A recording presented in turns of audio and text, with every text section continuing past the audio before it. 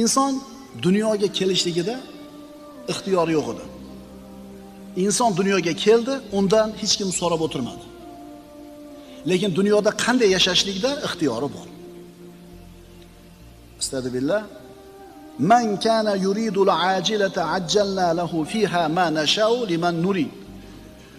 Kim deydi Alloh taolo, naq dunyoni ko'zlovchi bo'lsa, shu dunyodiyla desa, biz shu dunyoda ulardan o'zimiz istagan kimsalar uchun o'zimiz xohlagan narsani naqd qilib beramiz. Bir odam faqat dunyo deyapti. Alloh taolo unga beraman, o'zim xohlaganimcha deyapti. Albatta bunda katta hikmat bor, rahmat, ilm bor. Qarang oyatda. Kim faqat shu dunyoni ko'zlaydigan bo'lsa, ularga bu dunyodan o'zimiz xohlaganchani beramiz deydi. Agar insonga mana shu dunyoni